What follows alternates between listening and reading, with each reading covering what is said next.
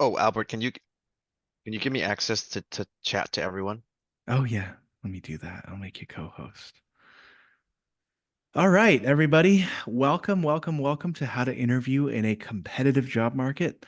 Happy Monday. We're already at the end of the fourth month of the year, and I hope you are doing well wherever you may be located in this world. We've already had people from Vegas, Northern Virginia, Colombia, and elsewhere chime in, as well as the San Francisco Bay Area where we are located. Charlotte, North Carolina, always good too.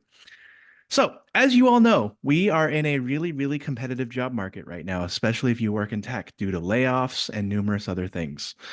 If you've gotten an interview lately, you also know it's really competitive. And to be the right fit for any job that you apply for, you have to tick all or at least most of the boxes that employers want these days. And so, if interviewing is something you want to get right so that you can become the best candidate on the market for the roles and opportunities that you're going for today, you've come to the right place. My name is Albert of Albert's List, and I will be your host along with my co host, Cory Hiromoto of CareerShakers.com. Many of you whom you've met through other webinars as well as our ongoing mock interview series. Today, Corey is going to talk about how to interview in a competitive market, and it'll be a very engaging workshop. And without further ado, Corey, over to you. Thank you, everyone, for tuning in on a late Monday evening. I know some of you are dialing in from all across the globe, and we really do appreciate it, especially after potentially a long day at work. Really do appreciate it. And make sure you do utilize the chat function and make sure it's set to everyone so we can all see your messages and questions. We will be checking and monitoring the chat because it's a webinar Zoom setup. You won't be able to like talk to us or use your video, so please utilize the chat function. And make sure you are networking with everyone that you feel like can help you grow your network, find new job opportunities, maybe even help you level up your interviewing skills if you want to do like some practice interview sessions. So put this information in the chat so people can connect with you. I already saw a couple people in product marketing, a couple people in product management, and so it'd be great for all of you to grow your networks and see what kind of job opportunities you are getting. And on that topic, it is a super competitive job market. I think last week Tesla announced layoffs, even Apple has announced layoffs, and so a lot of large companies are impacting their workforce. And that also means for those of you interviewing and applying for jobs, you're going to be competing with people who have worked at Tesla, Meta, Apple, Google, Amazon. So the competition is extremely fierce out there. And I'm sure all of you have seen the different stats and reports and the news headlines, but I actually saw something really interesting too. I saw this person on Instagram the other day, and I'll shout out to him in the chat here. He goes by Jonathan Words of Wisdom. It's all one word, but he made this video where he applied to 200 jobs for fun, for fun, mind you, and he only got 3 interviews out of the 200. And he went to Harvard. He was an investment banker, and then he worked at Meta and Amazon. So he has like the strongest resume that anyone could probably have in his niche for his roles in applications, and he still got less than 10% of his job applications for an interview. So that's how competitive the job market really is these days. Oh, there we go. Okay, so quick pop quiz here. Take a guess. Can someone use the chat function? And what do you think is the most important part of your job search? Like, what is really going to make the biggest difference when it comes to you actually landing a job and getting a job offer?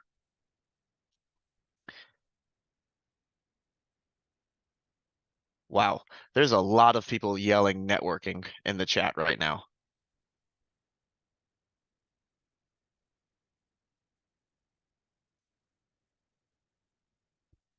Oh yeah, referrals are super important, definitely as well.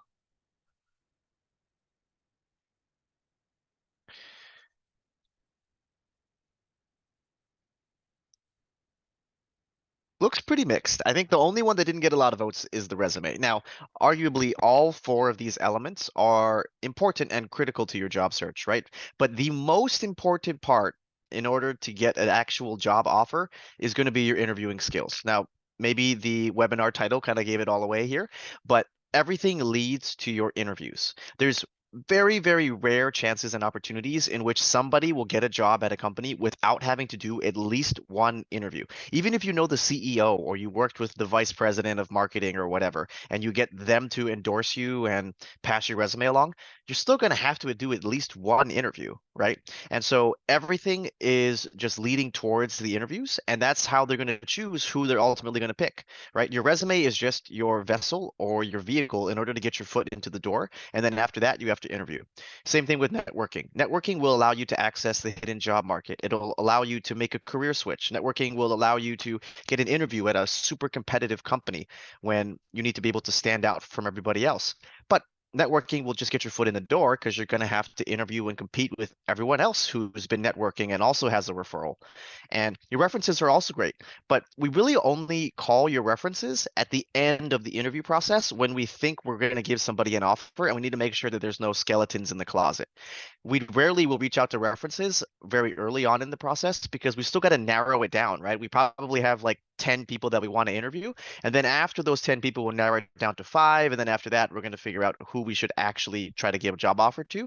And then that's when we're going to do the reference checks. So this is why interviewing is so critical these days, especially in a hyper competitive job market, because everyone else is going to have the perfectly ATS optimized resume. Everyone else is going to have work endorsed referrals, strong references. Everyone's going to be networking. And so it's all going to come down to your interviews. And good thing you all are in the right place today. Now, we went through a little bit of an introduction of both of us. Albert and I will both be hosting this session, and we're also going to be hosting a interviewing boot camp to help you interview and get more job offers in a competitive job market.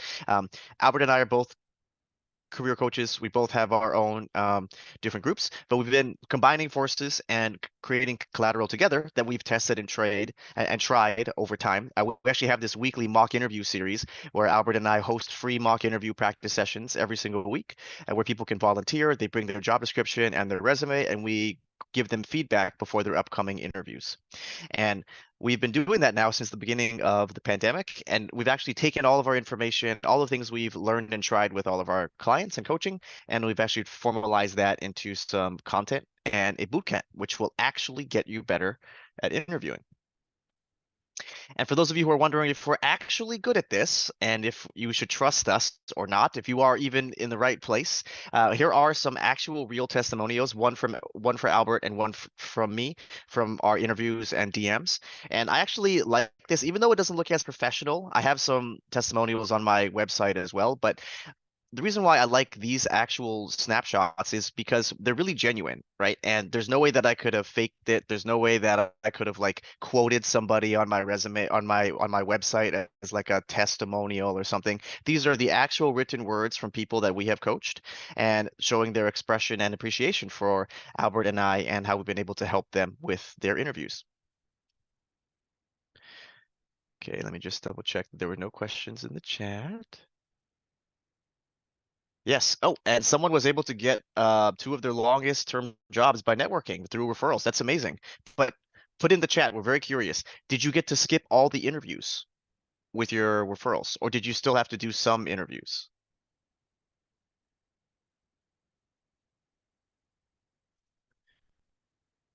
Okay.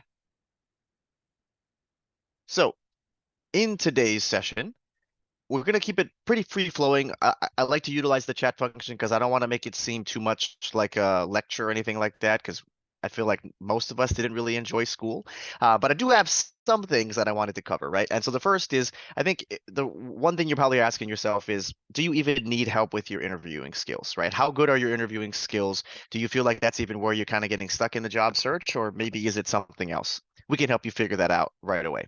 And then what are you actually going to learn if you were to work with Albert and I through our How to Interview in a Competitive Market bootcamp? And then how is it going to be structured? How are you actually going to be able to improve interviewing skills and get value out of this as opposed to just finding stuff online that you can Google, right?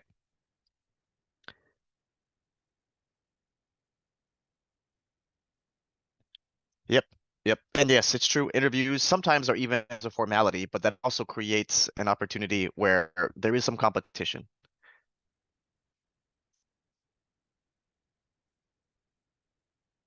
Yep. Okay. So even when you got referrals, you still had to do at least one fit call with a hiring manager to make sure that there were no glaring red flags, and they probably asked you some questions about your background to make sure that your resume was as you had described. And I can speak from firsthand experience.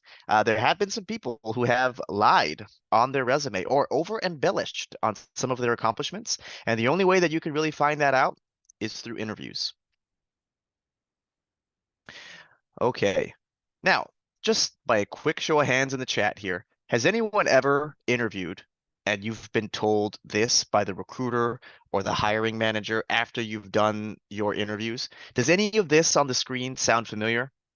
Oh, we really liked you, but unfortunately, we just found somebody with a little bit more experience doing this. Or, oh, your interviews went really, really good. The team really, really liked you, but it turns out we actually needed somebody with social media marketing experience, and you don't really have a lot of that. So that's why we went with them. Or, oh, you just weren't the right fit, but oh, you were so close. Oh, yeah, we almost hired you.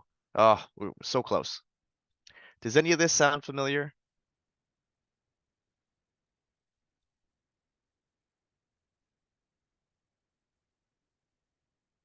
Oh, yeah, so I can see it. Like, oh, yes. Everyone's seen a lot of these.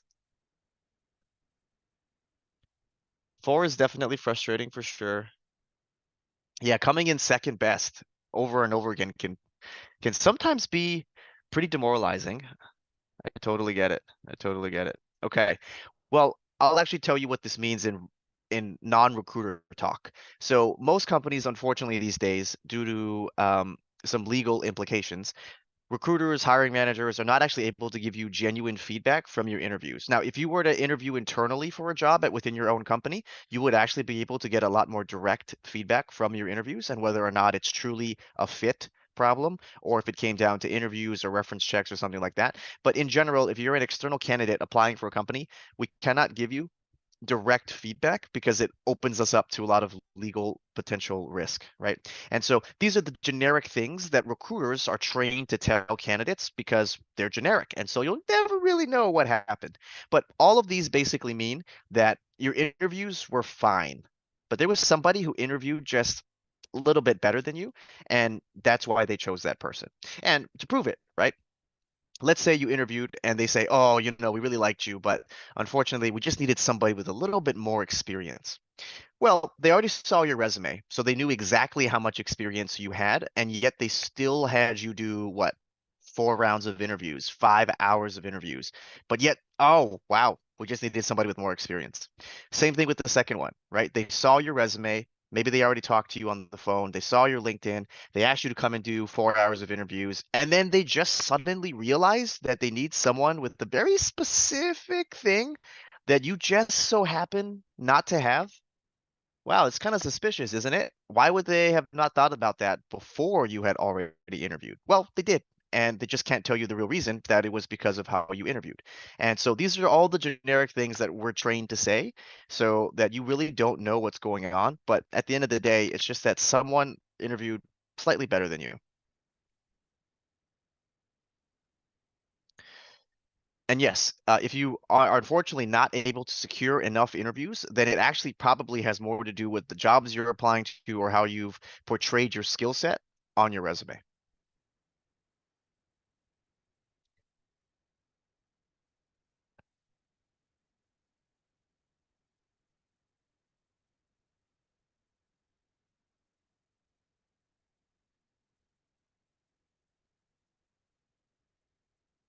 Oh, interesting. Someone said that they were still given a job offer, but they were offered a lower salary because they didn't have a certain set of experience. I'm curious to see if you even took that role. I wonder if that was something you would even take. Generally, I've never heard of that before, actually. So that's the first time I'm hearing it.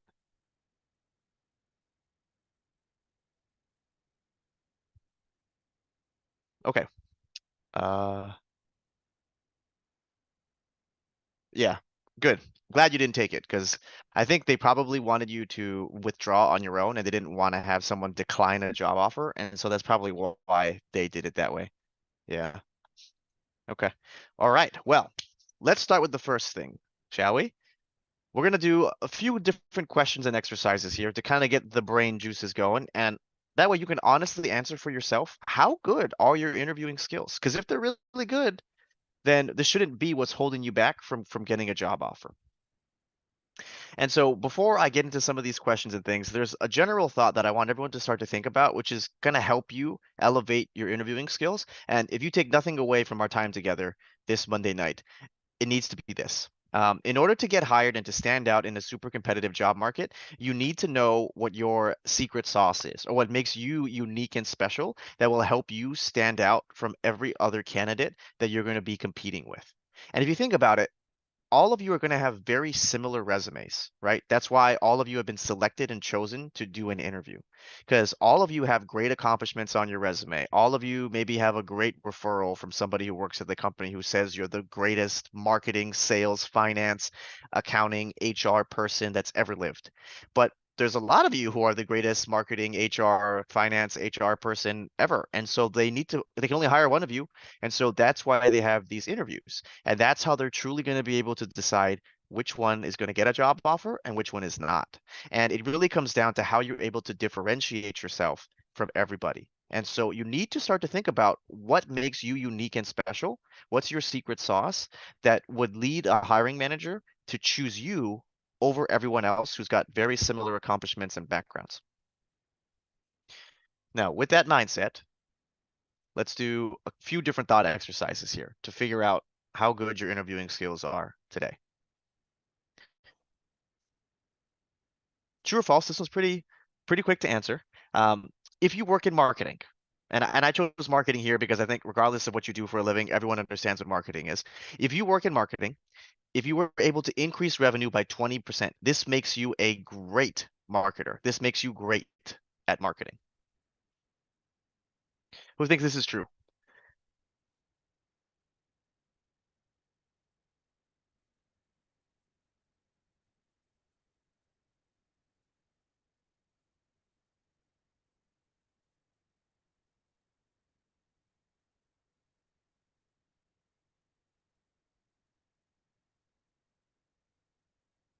There's a lot of false and there's a lot of it depends. It depends. It depends.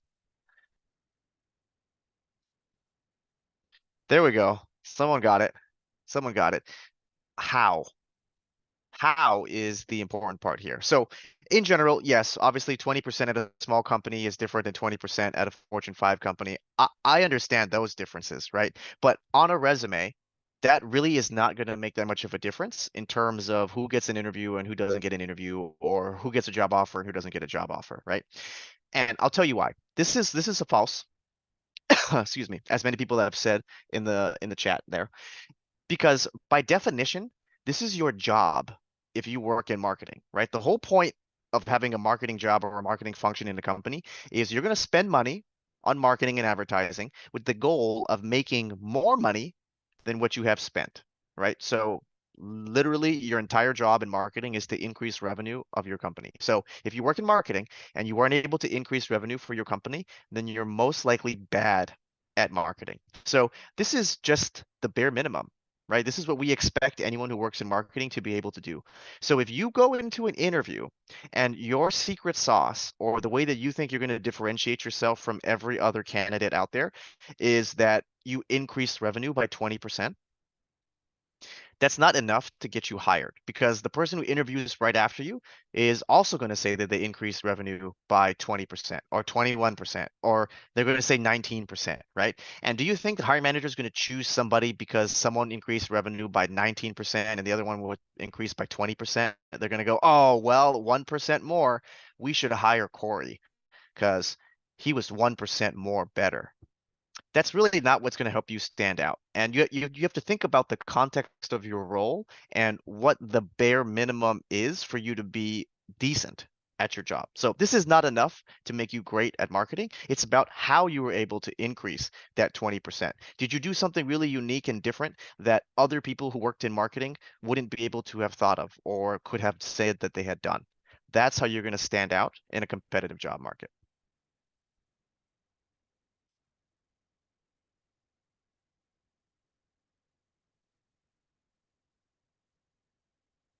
Okay. Let's try another one. Now, for this one, I don't want you to answer the actual interview question here, but what I want you to do is take a stab at it, put it in the chat. What do you think the hiring manager is really asking when they ask you the interview question? Tell me about yourself. Why would they ask you this interview question? What are they really trying to figure out? Let's reverse engineer this. What's the point of this interview question?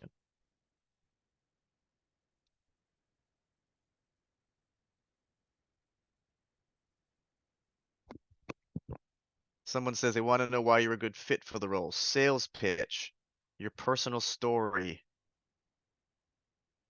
Why should we hire you and what do you do? Storytelling skills. What are you great at? What can you do for us? Super qualities do you possess that will help the team be successful? Have you done your research and personalized the response in an authentic way? So even from this chat, you can see that all of you are interpreting this question to mean different things, which means all of you are going to actually try to approach and solve this question very differently. So what they're really asking you when they ask you, tell me about yourself or walk me through your resume, they're really asking you specifically, based on the responsibilities and scope. Scope is actually super important here. The scope of the role that they need to fill, based on the responsibility and scope of the role, why are you the best candidate for the role? And the keywords here are scope and best. I noticed that a lot of people in the chat have used what everyone has always thought, which is fit, right? Are you the right fit for the role? Now, if you're just trying to prove to somebody that you're the right fit, that just means you're checking boxes for them. Make sense? And if all you're doing is checking the box, that's not enough to get you hired and stand out in a super competitive job market because everyone else is going to be checking that box. Everyone else is going to be saying that they work in marketing for 15 to 20 years and they increase revenue by 20%. And remember, they've already seen your resume and LinkedIn, and they're already talking to you on the phone at this point, right? So just simply recapping and summarizing what's on your resume is not enough. They've already seen it. This is your chance to show them based on what they actually need to do or what problems they currently need to solve in their business or in this role.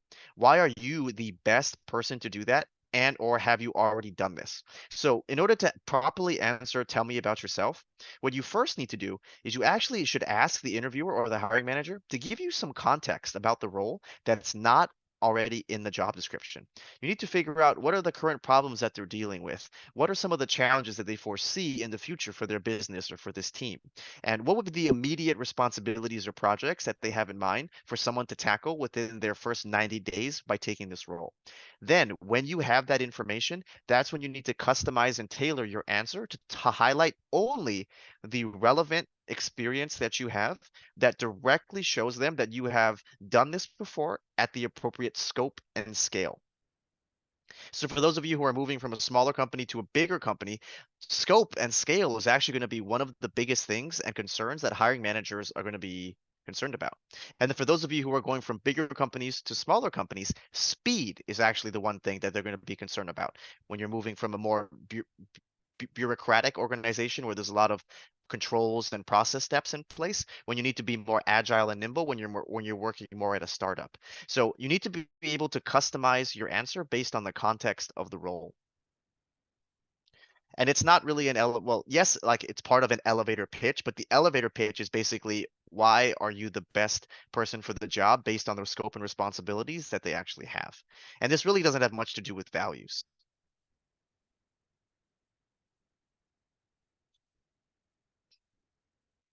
Okay, next one. True or false? I do interviews at my own company right now. I interview candidates, so I actually don't need to study that much and prepare for interviews because I already know what good looks like.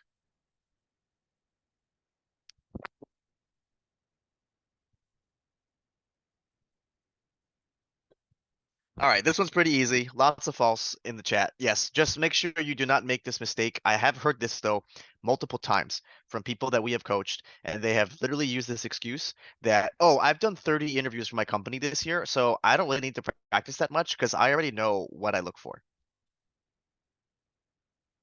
Oh yes, the longer you have not interviewed, the more practice you need. And it is a skill that you need to practice and rebuild back up. Sitting on the other side of the table is not the same thing as actually giving the interview itself. All right, that one was easy. That one was easy. Okay, let's try a harder one. Let's try a harder one. So, which of these approaches is the best way to answer a hypothetical question? And let me tell you first what a hypothetical question is. So, a hypothetical question is a question that sounds kind of like this. Okay, so if I hired you at this company to do this job and I had this problem to solve, how would you solve this problem? So that's what a hypothetical question is. They're asking you about a hypothetical imaginary scenario that either happens in the future or hasn't even happened yet. And they're asking you how you would solve this imaginary problem. And these questions, by the way, are really popular and prevalent now. And all of the top companies in every single industry uses these types of questions all the time. And for those of you who are in technical roles, like engineering roles, you're going to get a ton of these hypothetical questions. Okay, there's a lot of D, there's star, A and D, A and D, A then D. Okay, okay. So no one's choosing B and C, which is good. That's very good. So in order to properly answer a hypothetical question like this, you have to use D. So you're going to want to ask some clarifying questions first to get a baseline level of information, and so that way you can set some parameters up for yourself, make some assumptions to make the problem a little bit easier to solve, and then you're going to actually want to establish a framework and talk them through how you would approach this problem in an organized fashion.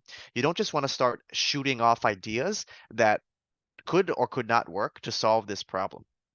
Now, to clarify, this is a little confusing for some folks because the STAR method is used to answer behavioral interview questions, not hypothetical questions. So, a behavioral interview question is any question that starts with, tell me about a time where, or give me an example of a time where you have done blank. Behavioral questions ask you to talk about something you have specifically done in the past. Hypothetical questions are the opposite. They're asking you how you would solve a imaginary problem in the future. And so you do not want to talk about something you have done very similarly in the past because it will not give the interviewer the information that they need. Also, they're asking you how they would how you would want to solve this at their company, right? And you've never worked at their company before. You've never been in this role before. Even if your companies are very similar, their products are different. Their competitors may be different. Their pricing may be different. So make sure you are not using the STAR method when someone asks you a hypothetical interview question.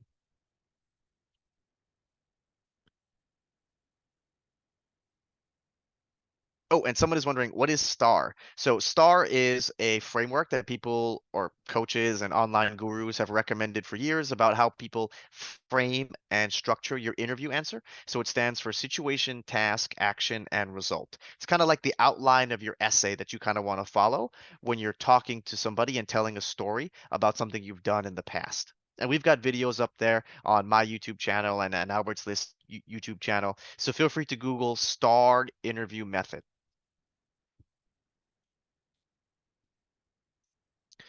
Okay, so how did you do? We had five different thought exercises. How many of you got all five of them right?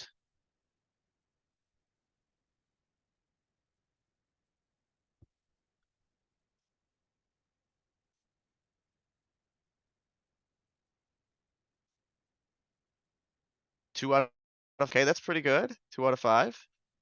Four out of five. Well done. Well done, Rosa. Susie, four out of five. That's amazing. That's amazing. Four out of five. Okay.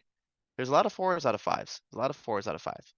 Now, I think in 2022, when there was so many jobs and so many opportunities, four out of five would be enough to get you hired. But unfortunately, in 2024, with the job market like it is today, four out of five is not enough. And I think some of you can attest to that when you've been getting all those messages from the recruiters about you're not the right fit or there's somebody with more experience than you. Being four out of five is not enough to get you a job in a super competitive job market like today. You need to be almost perfect in your interviews and you need to know how to answer all these different types of questions.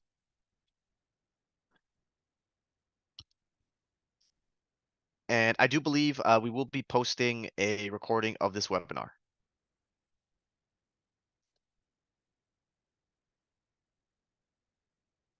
All right, so how are we all feeling about our interview skills? Everyone's like, oh, I don't need this anymore. Like, I'm super good at this. If so, feel free to drop now. Okay, so if you're still here, you may be thinking, okay, I probably need a little bit of practice. I'm 4 out of 5. I'm 2 out of 5 right now. I got to figure out how to answer all these different types of questions. Got to get my interviewing skills back up. How do I stand out? How do I figure out what my secret sauce is? How do I differentiate myself? So, in order to actually improve and get better at interviewing, you actually need to do these things. And yes, it will take time. It's going to be a little awkward, but we're going to help you through it. These are the things that you actually need to master. And I've organized these from easy all the way to more advanced interviewing skills. Now, of course, there's your interview fundamentals, right? Like, what is your STAR method? How do you answer? Tell me about yourself. Or what is your greatest weakness? Where do you see yourself in 5 years? Why do you want to work here at this company? These are all like the interview fundamentals and the common interview questions that you need to be prepared for, that you need to know how to answer, and you need to have these mastered, right? Like you should automatically know if someone says, "Tell me about a time where you had a conflict with a coworker." You should automatically have a story ready that you've rehearsed 5 or 6 times that you have that is perfect between 3 to 5 minutes long and can highlight your skill set and answer the.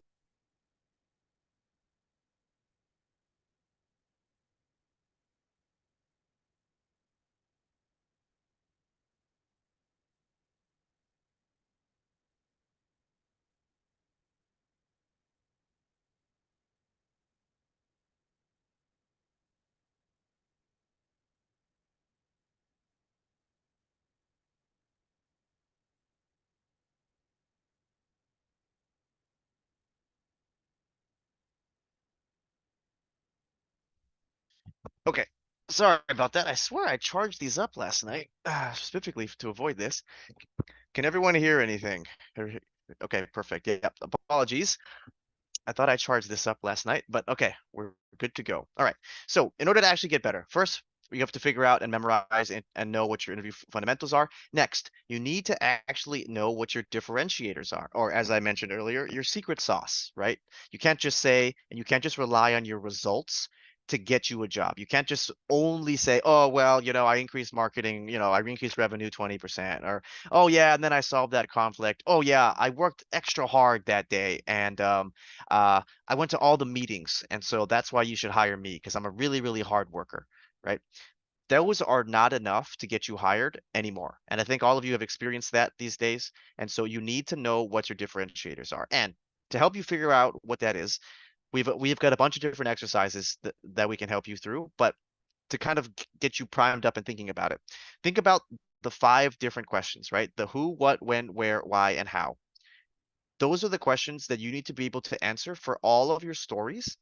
And then after you answer those, that's how you'll be able to tell yourself what your differentiators are and how you're able to stand out from everybody else. It's going to be in one of those 5 areas, right?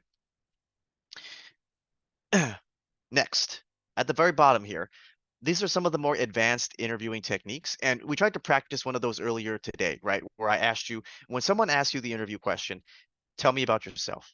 What are they actually asking you? What do they care about? What do you need to be talking about?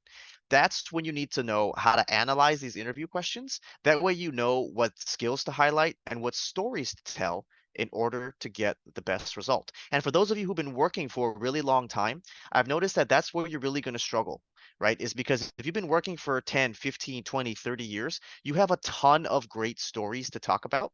And a lot of your pitfalls in the interviews come from the fact that you choose the wrong stories for certain questions, and that's why you don't get a job offer. And so, also, another thing that's going to be super helpful for you is being able to predict future interview questions that you're going to get for each different job that you're applying to. And Albert and I have actually been able to do this every single week since the beginning of the pandemic. What we do is we take job descriptions for people where they have upcoming interviews.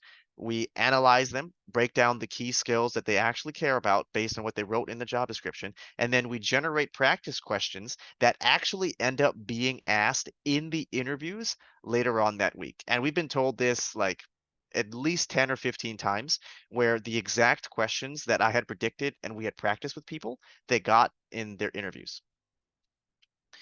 And so these are all the things that you actually need to know how to do if you want to get better and improve your interviewing skills, right? It's not just watching a YouTube video and then writing stuff down on your computer or on your notepad and then sitting there and memorizing it and then hoping that when you go to the next interview, you're going to remember it.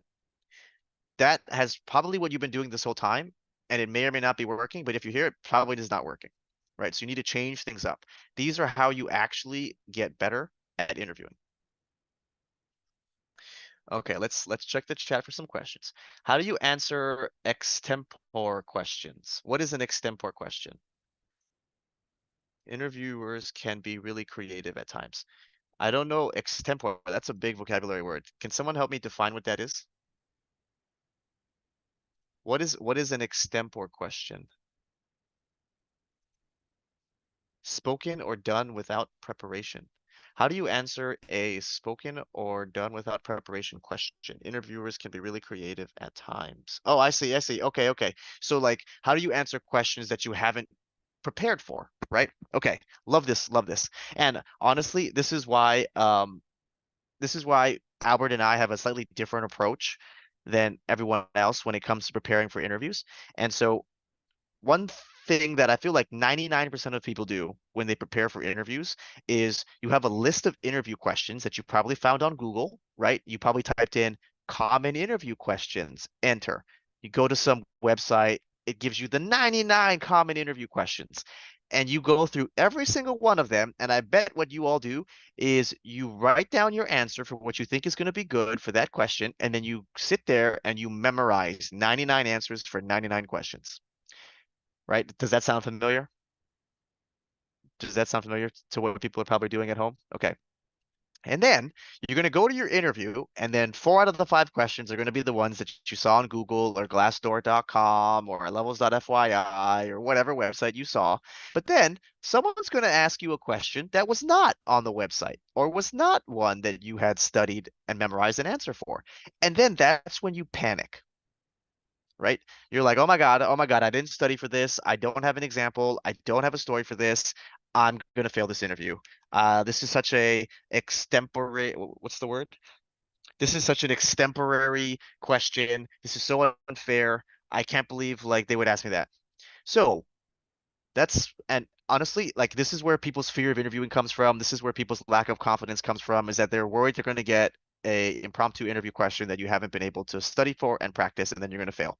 So how you actually answer these or prepare for these and give you confidence for these is you do the opposite. So you don't memorize answers for questions. Instead, what you need to do is you need to memorize your stories. Because there's only a limited number of stories that you can tell from the jobs and work that you have done, right? But there is an unlimited amount of questions that somebody can create or think of to ask you in an interview. So why would you want to try to study things that have an unlimited, undefined amount when you can instead study the things that you actually have control over, that you know that you have to be able to talk about at some point? And so in order to answer these impromptu interview questions, you need to have true mastery of your stories. You need to know the interview fundamentals. That way you can think about a story and then immediately turn it into a star method story. You need to know what your differentiators are. So when you're talking about your story, you can highlight the key skills or accomplishments that you need to stand out from everybody else. You need to be able to analyze the interview question so you know what they care about, and therefore you'll know what story is best to share. So that's how you handle impromptu interview questions, is by utilizing all these things that we're going to cover right here.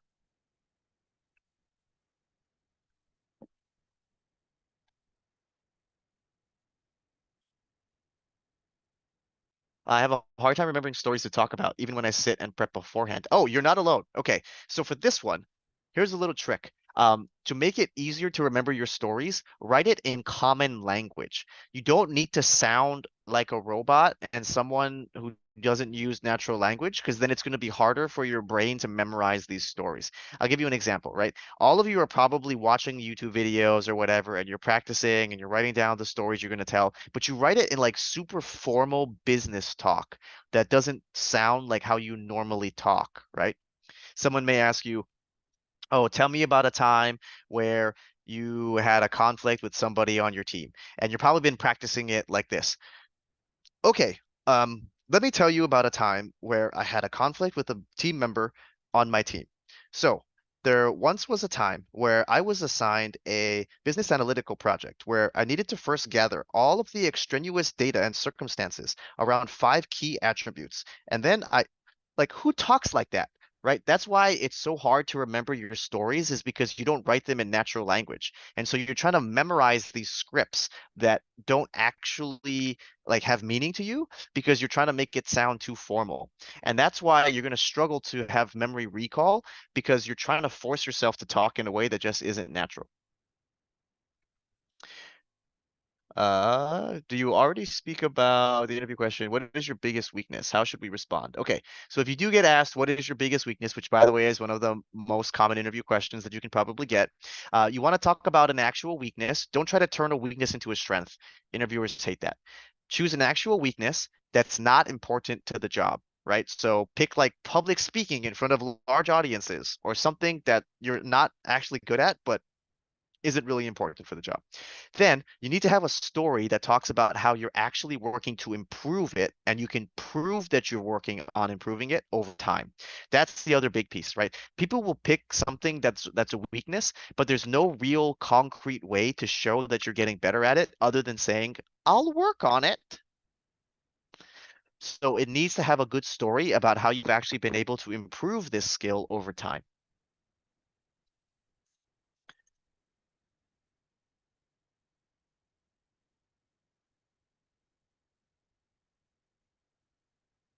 If you were an animal, what would you be? Or if you had a superpower, what would you be and why? Yeah, I hate those questions because I feel like you don't learn very much.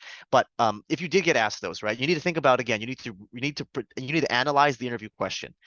First of all, why would they ask me about being an animal? Okay. Why would they ask me about being an animal? This is such a weird question. It's probably got something to do with like the kind of person that I am, the values that I have, or like um my attributes, maybe like my leadership style or something like that. Oh, okay. Maybe this is like tell me like maybe this is a very similar question to describe your leadership style or why do you want to work at this company or what are your key values. Okay, it's probably something along those lines. It's probably what they want to know. So now that you know what that's now you know what the point of the question is. Now you need to pick an animal that will demonstrate whatever core company values that it is that they have that you've seen on their website or something like that. So that's how you should probably answer those interview questions. But also, if that's an interview question you're getting from an interviewer, I would think twice about working at that company. Okay, lots of good questions. We'll make sure we have time for those at the end. There's a few more slides I want to get to. Okay, so we've talked about helping you figure out, okay, are you good at interviewing or not? How much practice do you need? How do you actually get better? And I've demonstrated how it literally can be applied to all of these things. And then we will now talk about the actual boot camp. So if you're working with me an hour over a 5 week period, how are you actually going to improve your interview skills and how are you going to get better? Well, we've structured it in this way, and we've already run one of these boot camps last year, and it works. People have gotten job offers, people have gotten more interviews. So in the first 2 weeks, we're going to cover all the interview fundamentals and we're going to help you actually figure out your differentiators because this is where everyone truly struggles. You cannot rely purely on results to stand out anymore in a competitive job market. Then after that, in the middle, in weeks 3 and 4, we're going to teach you the more advanced interviewing techniques like how to predict interview questions, how to analyze a job description. You could use ChatGPT if you want, but it's not always super accurate. But how to actually analyze a job description to predict potential interview questions and how to analyze an interview question that you get asked that you haven't been preparing for so you can figure out what story is best to tell and what they really care about. We're going to teach you how to do that, but you have to build a strong foundation first. Otherwise, these will just trip you up and make things way more complicated, right? For example, the tell me about yourself interview question, right? I would never recommend to somebody who doesn't have the interview fundamentals down yet to ask the interviewer for more context about the role first, and then try to customize your answer on the fly in the interview to show that you are the best match for the role based on the scope and responsibilities as they have described. Because that's an advanced interviewing technique, right?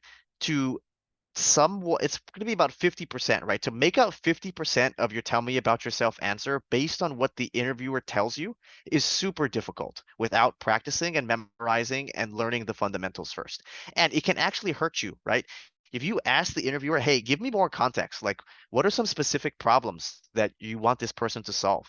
And then they tell you, and then you just go into your memorized answer, it's going to be way worse for you because they're going to be like, I literally just told him what I'm looking for, and he didn't talk about any of those things in his tell me about yourself answer.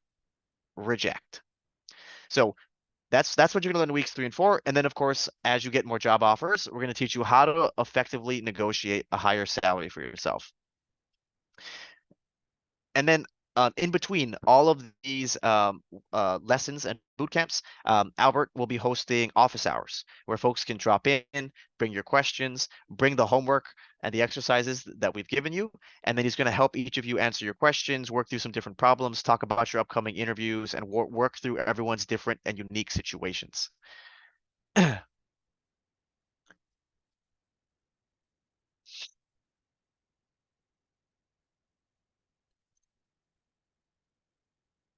Yes, and for those of you in the San Francisco Bay Area, which is where Albert and I both live, we will have a happy hour as well. Yeah, so just wanted to chime in here and thanks Corey for leading this, right? I think just spending a little bit more time on this slide before anyone has any more questions. Please use the code here because you did show up. This code expires at midnight tonight. Get $20 off. It's a flash code. And it's to thank you for joining us. But more importantly, in terms of this boot camp, it's your opportunity to be with people who are going the same direction with you. It's your chance to get accountability for your interview because, look, the job search is complex. It's crazy these days. And having people going towards the same direction as you is really helpful. And you know what? Corey is also a recruiter, if you saw his LinkedIn profile that I gave you earlier. So he knows exactly what hiring managers are looking for. And he'll be spending time with me. I'll be on all of these as well, where all of you can learn and off office hours in case there's anything that you don't understand. And so feel free to take a look and yeah, we're here for you. If there's any questions, feel free to put them in the chat as well. And Corey does support all. We do support all types of roles here. So Corey does work with technical people in his day to day. I'm a marketer myself who works on very technical products myself in AI and analytics. And so I understand how to answer a lot of these questions. And if you go to any of our mock interview videos on our YouTube channel, I can be frequently found figuring out what the answer to these questions too. If you have an interview in the next couple of days, will your boot camp help you? I think it depends on where you are in the interview process. Let's say you get the job, if you buy that ticket today, I will refund it to you because you have that job and you may not necessarily need it. But if you get to that interview process and it's a multi-month interview process, we're happy to help here too, and we can be here to guide you through what each step of the stages look like. And Albert, when Um, does the boot camp start? that's a great question. The boot camp begins on May 7th. So, or not May 7th, May 6th. So next Monday at 5 p.m. Pacific. It is going to be all virtual. You will get recordings of the videos. If you want recordings of office hours, I can do that too. And you don't even need to be in the Bay Area. You can be anywhere around the world. So if you decide that you want to go on a vacation to Hawaii, you can absolutely take this boot camp from there too, while enjoying the sun and the beach. Yep. Oh, and just to clarify, only the people who are in the boot camp will get recordings of the boot camp. So, That is correct. Yeah. yeah. And then Um, someone else was also asking. So Albert and I, unfortunately, we do not have technical backgrounds, and so if you need help studying for lead code questions yeah. for your software engineering interviews, our boot camp will not be able to help you with coding interviews specifically. Yeah. Question. If you have a genuine weakness or deficit that will crop up in work, but have a compensating strength, I'll use myself as an example. I write very well. I'm confident about that, can support that. It's important in my line of work, but I know I'm slower at delivering than many other people. How do I make the case for my quality of writing in view not being so very fast? Thoughts So on for that, this Corey? one, yeah, I'll take a first stab at this one. So let's just say they ask you, what is your greatest weakness? In this case, I would not say you should say, oh, my greatest weakness is that I'm very slow at delivering my work, but I'm high quality. In general, nobody wants to hire somebody that's slow, right? So don't even bring this up to them. You should pick something else that is not as potentially risky from a hiring manager perspective. So I have no idea what your job is, but if you're like a technical writer, maybe for example, where writing is a key strength, then obviously pick something that has nothing to do with writing. Maybe talk about like public speaking, right? Actually, public speaking would be great for this one because I highly doubt you have to do a lot of public speaking. Or you can talk about maybe you don't have a lot of exposure writing in Mandarin or other foreign languages or something, right? That could be your greatest weakness and how you have been working on expanding your vocabulary or whatever, utilizing new softwares and tools to help you what's the word, localize the your content for different regions, or you're getting better at working with cross-functional partners who can help you edit and review in their native tongues or something. So I would definitely stay away from a very glaring weakness like that unless you absolutely have to bring it up. Yep. We had another question here from someone earlier who said, I'm an engineer. I went back to school to get an MBA, graduated in 2022. I've held two product marketing roles, which were short stints, and I did not like it. I'm trying to get into product manager. I Mm, understand it's a tough job market. What other business roles can I apply to?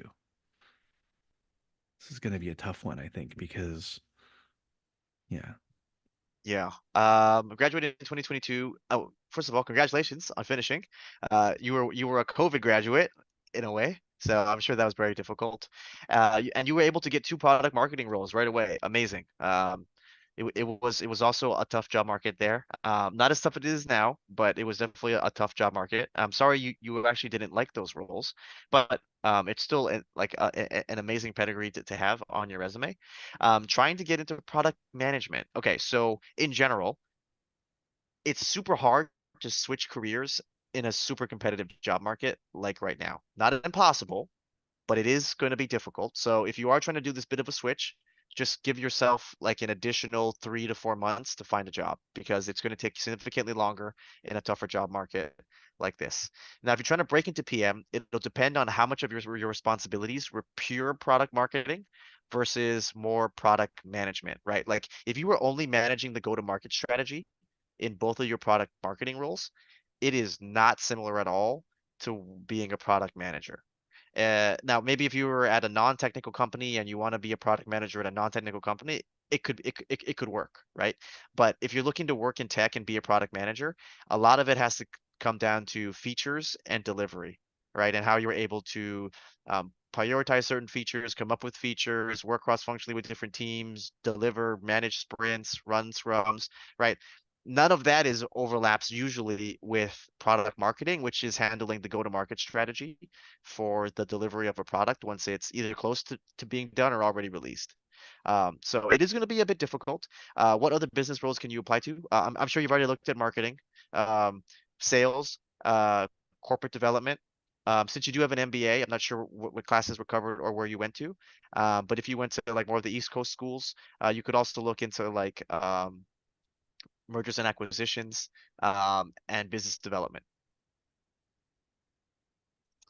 I have an interview tomorrow. Do you have any suggestions for great follow-up questions to ask at the end of the interview? Yes. So you can go two different ways. So the first way is if there is a certain skill set that you know you have that is very strong, but was not brought up in the interviews, you can ask a leading question that will then allow you to talk about it. So, for example, let's say you believe one of your key strengths is to be that you have international exposure and scope in your current role, and you're doing all these interviews, and you never had a chance to talk about your international projects or your international work. So, one of the questions you can ask them is, "Hey, I'm just curious. In my role today, I really enjoy having a broad global scope. I help manage teams in APAC and EMEA. I've launched new products." In X, Y, and Z. And so I was just wondering, in this role, is there any involvement in other regions, or are those handled by different product managers or PMMs or something, right? And then you see what they say, and then you say, "Oh, that's very interesting. See, it reminds me of that time where I had to do blah blah blah blah blah," right? And then you can kind of show off more skill sets. So that's one way of asking certain questions at the end. The other way you can go is the interview is like you ask follow-up questions that show that you've done a lot of research about the company because it shows them how much you really want to work there. You should not ask questions to your interviewer that are for you and you only, right? Like I call those like those offer negotiation questions, right? I don't think you should ask questions like, "Oh, like how long before someone gets promoted?" Or like, how long before I can switch internally within the company, right? Like all those questions I know you care about that will determine whether or not you accept their offer. Save those for when you actually get the job offer. You don't want to like turn turn them off too early, right? Just make them fully commit to you and be like, "Oh, you're the best candidate ever. They asked such good questions. They've done research." Then you can ask your more like discovery questions later on. So I would say go down one of those two paths. Yep. We Okay. had a really good question that I didn't want to miss. What are the deliverables that I can expect to have when this boot camp is over? Oh, so the deliverables you can expect to have. You're going to have an awesome project inventory, which is basically going to help you stack rank all of your stories. We're going to help you figure out what your specific differentiators are for you and your role and your experiences. We're also going to help you organize your stories in a way so that they're comprehensive and they're not too short, they're not too long. You want all your star stories to be between 3 and 5 minutes long, no more than that, no less than that, and we'll help you figure out where in your story you need to add more detail or cut some stuff away. Another one of the deliverables that you're going to also have is you're going to be able to actually categorize and organize all of the interview questions you've ever gotten. And we're even going to help you predict the future interview questions that you're going to have. So you're going to get all of that for yourself organized. And you're also going to have like a bunch of videos of yourself answering interview questions for practice. Oh, and you'll also get priority access to the mock interview sessions with Albert and I each week. Yep. I know there was some stuff in the chat that I was trying to go all the way up.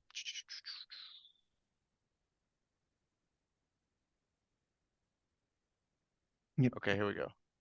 Um, How would you believably make up a story? My stories honestly don't have good resolutions. You shouldn't make up a story. That's what the project inventory, that's exactly what one of the deliverables is we're going to actually help you organize and make sure you have enough stories to talk about across the 4 or 5 hours of interviews that you're going to have to go through. That way you don't actually have to make up a story from scratch because that's pretty difficult to do, even for me.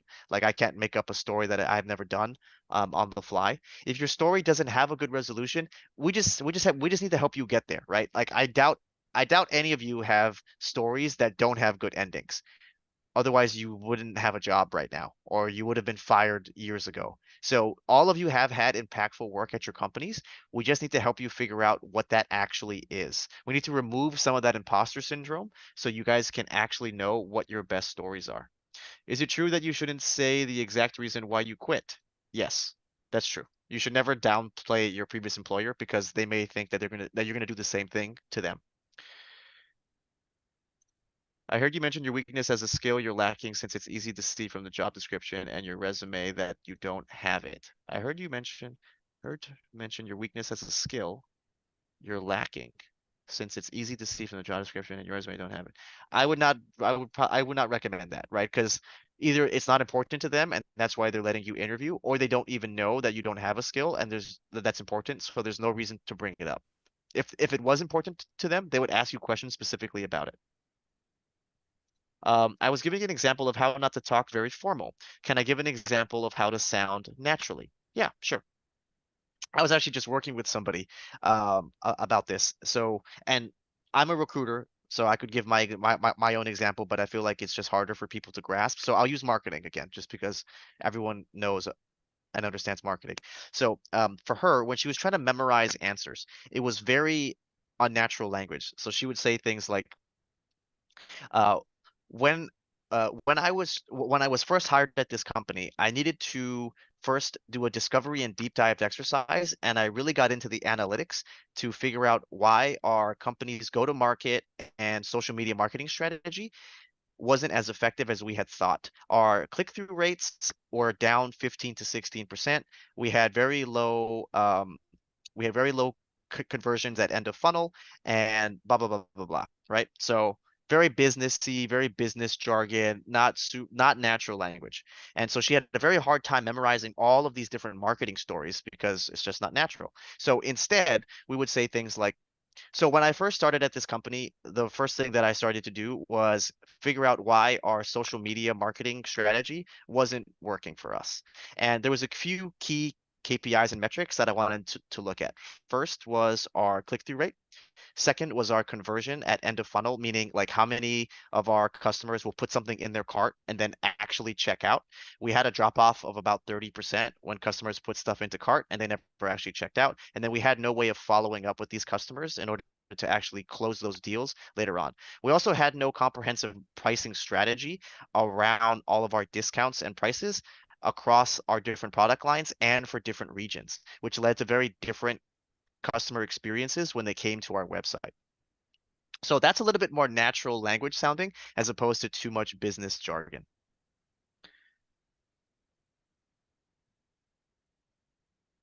So here's a good one for both of us. Is there any job offer guarantee with the boot camp? So I'm gonna be really, really transparent about that and say that we are here to offer you the information that you need to become a better interviewer. Neither Corey nor I can be in the interview with you unless, maybe we figured out a way to secretly hop on the Zoom call with you or be in the room. So it's incredibly hard for me to say that I can guarantee you a job at the end of the day. That said, you saw the screenshots that Corey shared earlier, where those who have attended and done our mock interviews have received 25% raises, have seen their job opportunities increase significantly, and tell better stories. So, what I can guarantee you is that you will get the structure, you will get the questions that you need to answer in the question types, and you will have access, and I can guarantee you, to the resources during and after, to which you'll know what it is that we are teaching you, and you'll also have accountability so that you can perform better in your interviews, and all of those combined together will help you get closer to the job that you want because you know what it is that you've learned. Yeah, Yeah. and I would agree. I mean, like we'll give you all the tools and things you need, but if you don't practice, if you don't actually do the homework, you're not going to get better at interviewing. So you also need to be able to put in the work and invest in yourself. Yeah. How big is the cohort and how long is each session and how much time can I have attention of instructors? So we'll be meeting every Monday for about an hour to hour and a half. I've got some content to go through. We've got some exercises and homework that you're going to be working on. And then Albert will be hosting the office hour sessions as well. Yeah. And then is there a limit to the size of the cohort, Albert? No, I'm aiming for 20 to 25. We're at 18 right now. Yeah. So we've still got room. Yeah. Someone is asking, what is the general ratio of job applicants that are employed and people jumping to another company or people who don't have jobs? I have no idea. I am not a mathematician. I do not know what the current statistic is for how many people are unemployed and getting a job versus already have a job. Yeah. Sorry. Steven asks, how do you answer? Why are you looking for another job when in fact you are just unhappy with the current job? Yeah, so that's basically another version of why do you want to work here. So make sure you've done your research about the company. You can talk about what has drawn you to them and how you can add value there, and just never down talk your current employer. So you shouldn't, air out your dirty laundry, so they say. Someone asked, are technical certifications becoming more desirable than college degrees by companies? Actually, neither. So, real experience, projects, and work is becoming more desirable by companies than certifications and degrees. There was actually like a viral news story that went off in the Bay Area. I want to say like couple months ago. There was a high school student in Palo Alto, California. He had a perfect GPA and like a nearly perfect SAT score. He's had a bunch of different extracurricular activities, and he even built his own software app to do something, whatever. He's a software engineer. He didn't get accepted into a single UC school even though he had perfect GPA, perfect SAT score, and an amazing resume. He had all these extracurriculars. He like was on the golf team and he built his own app. Not a single acceptance into a UC school, but he got a job offer from Google. And so he's actually foregoing college and will be working at Google at 18. So it's neither, actually. It's real world experience. And just as a forewarning, for those of you who are taking boot camps or thinking about doing a boot camp, unless you get real work done or you're able to get an internship or an externship or you're able to do work for free on the side, just doing the boot camp enough is not going to get you a job, especially in today's job market. In 2022, maybe, right? But not right now. Because they're going to ask you, well, what have you done? And if you're like, well, I did this project in my boot camp, And 50 they're other going to be people did like, it too. yeah, they're like, okay, well, all right, there's 2,000 other people who did a boot camp this year, and I'll just hire somebody who's actually done this at a real company. So, Yeah. Will you be offering this again later this year? I plan to. I think it'll probably be either, well, I don't know, maybe late summer or probably later in the fall. If you're looking to make a move then this could be something that you look at. Should I address that I have been laid off twice due to things outside of my control? My last two jobs have let me go due to budget cuts, and it looks like I'm job hopping at this point. If they bring it up, obviously I talk about it, but should I mention it on my own? If they bring it up, what do I say? yeah, so actually, it's kind of worked in people's favor these days because so many companies, so many even large tech companies, right? Apple, Google, Facebook, Yeah. Amazon, have been doing layoffs, and it's almost never been due to performance, right? And so as long as you can counteract their only concern, which is you were let go due to performance, then it should not be a concern. If you're already in the interviews, then they don't care about what's been happening at those other companies. And if you tell them that, the company was struggling financially, they overhired, and then there were layoffs, okay, no problem, right? And then you can proactively say, but I've also been a strong performer. I'm more than happy to give you a copy of my performance reviews, or I've also listed my previous managers as references where you can ask them questions about my performance history. And then that will address any potential concerns that they may have. Is there a shortage of data analytics jobs? I don't believe so, but I do think that's one of the most competitive jobs to get because the skill set is so flexible, and there are many boot camps that you can take to break into to data analytics. And also, a lot of people's jobs these days involve analytics, right? Even mine, like I can write SQL scripts if I need to pull data as a recruiter. So it is highly competitive, but I don't know if there's a shortage of jobs. Yep. Let's see. Um, did you answer the technical certifications question? I did. Yep. Okay. All right. Is there a money back guarantee? So, since we're spending our time on this, and we've done this actually a few times and we've done mock interviews multiple times, I will not be doing a money back guarantee. I guarantee you that I will put my effort into this and ensure that you get the help that you need over the time frame. So please take advantage of the mock interviews. Take advantage of coming to the sessions, the office hours, asking your questions, and everything. I do not, and if any of you have been to any of these boot camps before, I don't try and run away with people's money because I know that I really like having my own money too. But I also and I know that things could be tight. So, we're going to make it worth it for you. And plus, we also have our large job search community and all of that that's going to be at your disposal as well. Here's another question.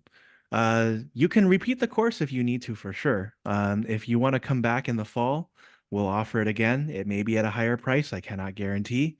But yes, you're always welcome to come back, and we do give a bootcamp alumni discount. So that's what Well, we do yeah, to and reward you for also your like loyalty.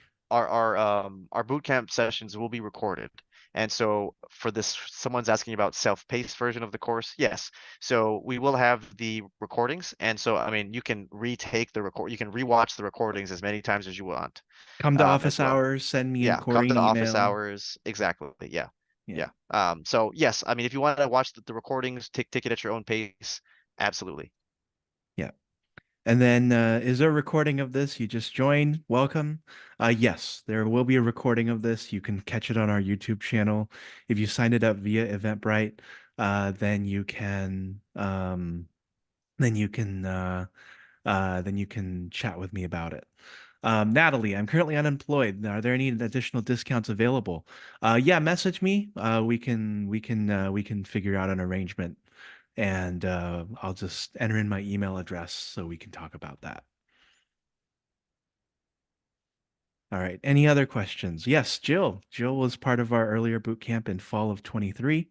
Remember her fondly. So welcome back and thank you for joining us. Based on your experience in recruiting and seeing the trends on the job market, do you see the market improving in the next year, Cory? I would hope so. Oh, I oops. think so, but it's going to be in different sectors. Yeah. Obviously, It's it's very probably not going to uneven be in right now. tech. Yeah, it's probably not going to be in tech. I could see like financial services and banking doing well. Um, Healthcare has also gone down after COVID, obviously. But I think aerospace and defense is probably still going to be growing. So there will be jobs, but it'll be in different sectors. And I mean, this is just one man's opinion, but I also think remote work will be less popular moving forward. Hmm. Okay. Okay. I would say based on the last jobs report we saw, it is very government and government adjacent jobs that are really popular right now. So healthcare continues to go up. Government obviously is up. Construction is up because of the Inflation Reduction Act and Build Back Better and all that fun stuff. And you're seeing a lot of things around that. Information, which many of you are part of, professional services, which many of you are part of, are all down because interest rates are high. And when interest rates are high, it's a lot riskier for tech companies to invest. So they pull back and they focus on their bread and butter, as opposed to moving into things like flying cars and uh, disappearing dogs and things like that. Yeah, I Do you think have any? even McKinsey was like trying to get people to quit. They were offering people basically bonuses for leaving Yeah, at McKinsey. So yeah. professional services definitely down. Do you have any testimonials from your past boot camps? So look at the screen. I have had some people, we've had some people reach out to both of us, as well as emails to Cory. Cory's a career coach. He's been doing this also for the last 5, 6 years. I don't think he'd been in business for so long if he was just moseying along and not giving quality to his clients. Tech sectors and those financial companies. Did we answer that question? Let me also drop the link again for for to buy tickets, or rather, I like to call this tuition. I know that there's like a big hype for AI and ML engineers at like all the big banks and stuff right now. So, but again, it's still going to follow the general trend of the market, right? Like tech in general is down. They've overhired Yeah, overall.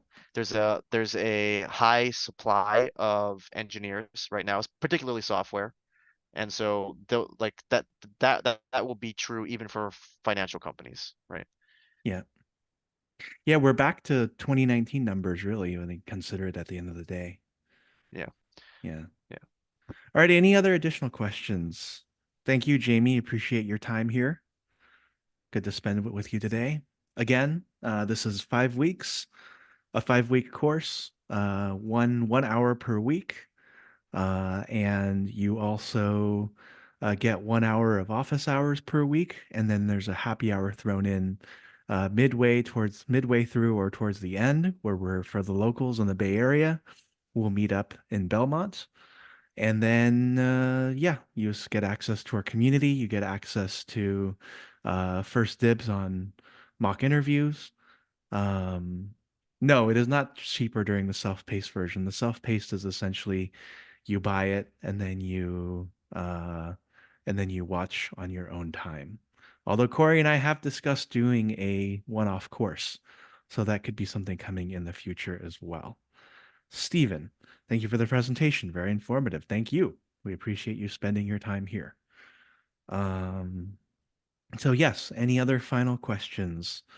We're here to answer any questions and be as transparent as we could possibly be.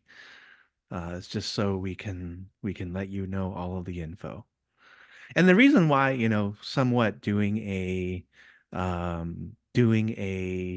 one-off course would be would kind of not necessarily be good is because the job and in the interview market is always changing. Right now, we're going to adapt this a lot to the kind of the market that we have right now, where being very accurate is important. When the market improves, because all things that go down generally do come up again, at a broader scale, we definitely want to adapt. All right, so okay, any other final questions? Yeah. All right, great. So what's happening May 27th and June 3rd? So that's Memorial Day. So if we go to the event here, let's see. Yeah. So between May 20th and June 10th, it is Memorial Day. I can host in office hours in between those weeks if you do need that support. But because folks go on vacation during that week and we want to maximize everyone's time, we also want to make sure that folks have that time off. Yeah.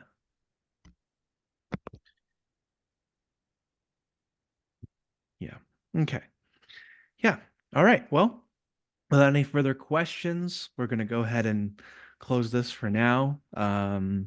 We will see you in the boot camp for those who want to join. We'll be following up over email. And then if you'd like to watch the recording, that will be included in that email as well. Thank you all so much for your time today. Corey, any final thoughts before I conclude? It's a super tough job market. If you aren't going to work with me and Albert, no problem. We totally get it. But just keep in mind, you're only going to get a certain number of interviews. And if you have your dream company knocking on your door, you want to make sure you put your best foot forward. If you do not pass your interviews and it doesn't go very well, you may be blacklisted from interviewing there for a while. And so Hmm. I highly recommend investing in yourself. Make sure you're practicing in the right ways and know what your differentiators are. And we'll see you all on Monday. All right. Sounds good. See you all on Monday. Talk soon. Bye.